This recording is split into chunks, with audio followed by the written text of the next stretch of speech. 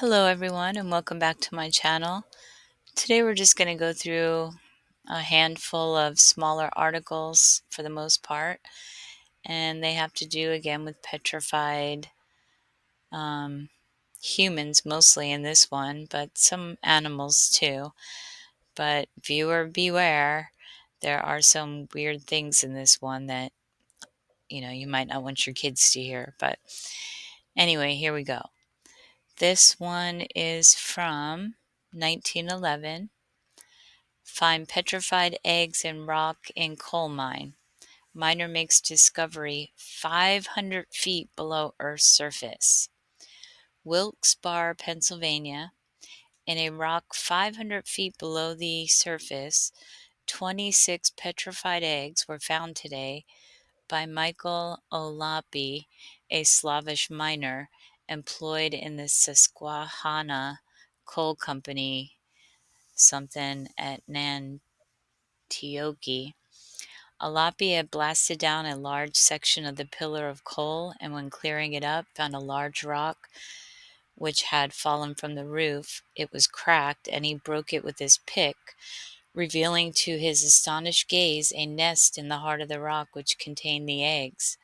They were shrunken somewhat from the original size and had been petrified, but are in an excellent state of preservation. Mining officials with a long experience in anthracite mining say they have never heard of a similar discovery. So that was in Wilkes-Barre, Pennsylvania. Some mine, maybe you know where that is. And I encourage everybody, if you get some clues as to where these places are, maybe you can go out and discover yourself, because they won't be on old maps anymore, but you might get enough clues to find it. Okay, this one is from 1910. Campbell finds petrified foot. Custodian of Oklahoma Historical Society collects rare Indian relics. While visiting Sparks in Lincoln County recently, custodian W.P. Campbell of the Oklahoma Historical Society secured a number of rare Indian relics, among them a dozen flint arrowheads, some of which are so delicate and artistically wrought as to suggest that the making of them is a lost art.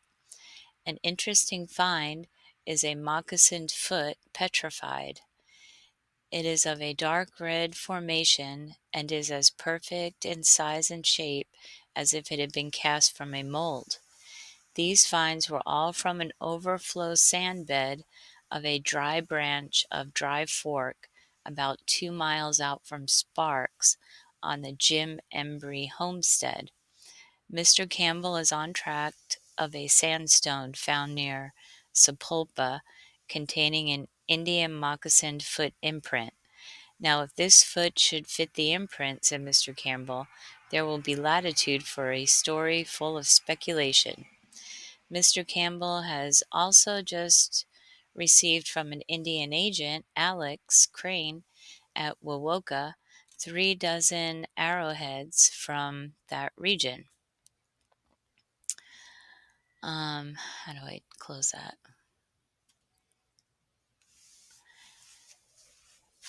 Okay, some of these are large enough for spearheads.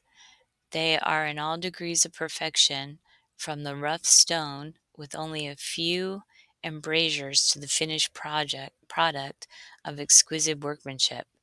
The petrified foot is a donation from Mrs. James Embry, whose husband is a brother of Honorable John Embry, U.S. District Attorney of this city.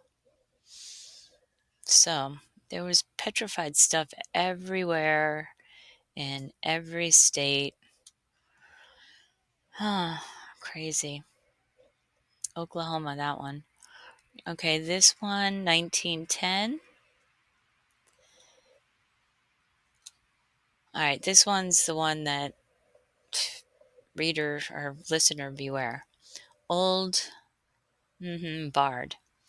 Petrified bodies of 2 are found in cupboard. Red string on limbs, arms and feet of tied together. with the small arms folded. Let me blow this up so I could read it. On their little chests and tied with common red string, and the heads bent sorrowfully as if pleading in mute and agonized helplessness, the petrified bodies of two were found in an old-fashioned cupboard built in the wall of the house at 295th 4th Avenue. I hope nobody lives in that old house right now. W. O. Rippey of the Trust Mortgage Furniture Company, 448 South Division Street, made the discovery. It was while rummaging about in search for more bric-a-brac, whatever, that Mr. Rippey found the bodies in the cupboard in a disused room of the old house. Far back in a corner on the floor of the cupboard, he saw a package wrapped up in paper. He reached for it, and upon opening the paper made the startling and gruesome discovery of two diminutive forms. Mr. Rippey took the bodies to his office, where he displays them in a small cardboard box. Well, that's nice, Mr. Rippey. It was after a woman had prevailed upon him to buy a quantity of old furniture from her that Mr. Rippey went to her 4th Avenue home and examined and bought some articles. The woman was about to move from the house and stated she wished to dispose of as much furniture as possible. The family moving out is said to have lived in the house about 2 years, and to it is not attributed the presence of the bundle. They were so young when it happened, it is almost impossible to determine the race from which they came. It is said an embalmer once occupied a building in the rear of the house in which the bodies were found. The cupboard is dry and airtight, and the shape of the little forms have retained their shape well in the time they have been concealed. The largest was 16 inches long, and the head is proportionally large. The smaller can be placed in a box 9 by 7 inches. All indications point to the fact that they were born alive, and they probably were more than a day old when put there, or not more than a week old. The red cord binding the frail arms together still is to be seen on them. The little legs were also tied with the string, presumably to keep the bodies from making any effective struggle when wrapped up in the paper while still there. The bodies are perfectly formed, and those who have viewed them express no doubt they were healthy ones. There are evidences a physician did not attend at the birth. They are perfectly petrified. The hair still clings in the little heads and is of a brownish shade. Although the woman who just moved from the building lived there for a time disproportionate with the apparent age of the package, some wonder is expressed among neighbors. She could have lived in the place 2 years and not have discovered them. The room was not in use, and the woman probably never had occasion to open the cupboard. Persons living in the vicinity declare they have no idea whom the heartless and inhuman person could have been, maintaining the tragedy must be one of great age. So, kind of reminds me with that red string, like of the SRA stuff. Okay, a little bit brighter now. 1910. Find a petrified tortoise, Washington. A petrified tortoise, which may have been crawling about the vales of Virginia during the days of Noah, has been discovered at Orkney Springs, Virginia, by 2 Washington men. The petrified animal, which weighs almost 400 pounds, will be presented to who other than the Smithsonian Institute. All right, and this one is from 1909. That's old, okay. Found corpse petrified, features almost lifelike, 5 men needed to carry old coffin. Williamsport, Pennsylvania. Undertaker Spittler of Montoursville, in removing a body from the Quater Hill graveyard near here, found the coffin intact instead of being rotted as might have been expected after 8 years' burial. It contained the body of a woman named Rothfuss. On investigating, it was found that the corpse had become petrified. So heavy was the petrified body that 5 men were required to carry it. The features were slightly discolored, but otherwise lifelike, being smooth and firm. The only explanation that can be given of the petrification is the nature of the water and soil in the old burying ground from which the coffin was taken. The petrified corpse was reinterred in the Montoursville Cemetery. So that was in Pennsylvania. Williamsport was only buried for 8 years and was petrified. And in a lot of these that I've read, it seems there was like an underground spring, mineral spring, or some kind of water or wet bog that they were buried in that helped to petrify them in a short amount of time. Okay, and this one is from 1909, and this is very interesting to me. Petrified tree in Colorado, 300 feet high and a redwood in cold climate. Florissant, Colorado. There has been discovered a giant petrified redwood tree in the mountain forest, 1.5 miles from here, with its trunk covered with the volcanic dust of centuries, lying prostrate on the mountainside, and its extreme length measuring more than 300 feet. How many centuries have passed since this proud monarch of the woods died can only be conjectured.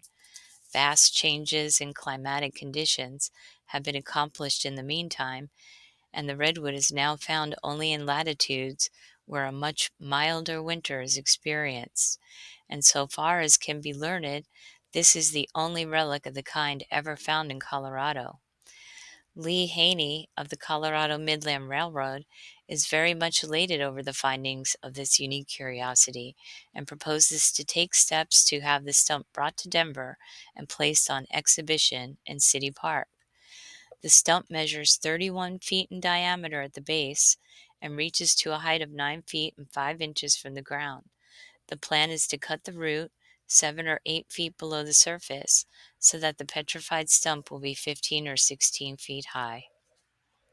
That's pretty crazy. I mean, that just goes to prove that something freaking crazy nuts happened in the US once upon a time.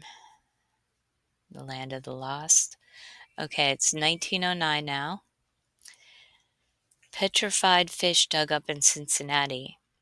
A petrified fish was found in Cincinnati by an employee in the hydrant service of the city waterworks. A group of men was working at Dixamith and Whitfield Avenues, Clifton, near the crematory, reports the Boston Herald. One of them saw a peculiar stone sticking from the bed of a roadside branch. Believing it was an Indian arrowhead, he picked it up and discovered that his find was a stone fish. He showed it to several geologists who tried to induce him to sell the stone. He is waiting to hear from Professor McGee of where? The Smithsonian Institution, Washington, who recently announced that he was desirous of obtaining a petrified fish. The fish is perfectly marked. The gills, fins, eyes, and scales can plainly be seen. All right, I got 2 more for you. This one is 1909 as well. Petrified body in Rockhouse Cave. Exploring party near Cordell makes gruesome find. Cordell, Georgia. A perfectly preserved petrified human form, believed to be the remains of an Indian, together with numerous skeletons and bones, were today discovered by a local exploring party that ventured far into Rockhouse Cave, 8 miles southeast of this place. Romantic history has always attached to this natural underground cavity. The party that partially invaded the depths today ventured several hundred feet into a mysterious chain of passageways. In the limestone walls, a gruesome sight was presented by the protruding remains of scores of human beings. The petrified form weighed several hundred pounds, and it was impossible for the party to remove it. So there we got some underground stuff going on in Georgia. Okay, this one is 19. How come it doesn't show me? Okay, anyway. Petrified trees found at Falls of Missouri.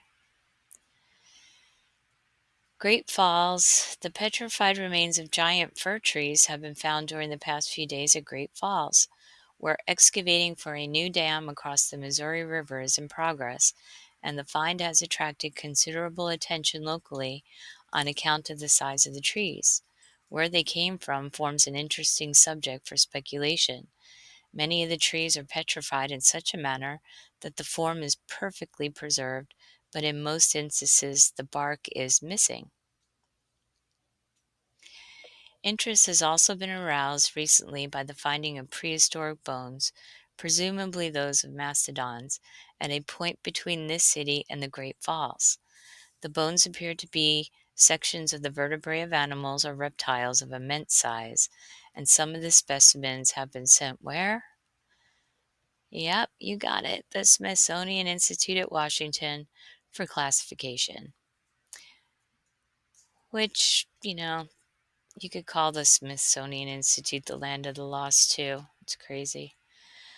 Well, that's all I got today. I could just keep going and going because like I said, have probably over 1,000 of them. And each one is just a clue into our past of what they were finding across America and what they've covered up and what we'll never know, but now we will know little things about it. And if there's any subjects that you would like me to research, I love doing the research part. As you can see, this first part was mostly research about petrified remains. I've done a bunch about the mound builders and what they found in there, and I still have a lot about that. And then the giants, I have a whole slew of articles about giant bones and little people, and some interesting correlations between the US and the old world, what used to be like Jerusalem and Egypt over here. They were speculating about that even back in the early 1800s. So if you like this kind of stuff, please like, share, and subscribe. Leave me a comment. Maybe you live by near one of these places and you found something that was pretty cool too. All right, thanks and have a great day.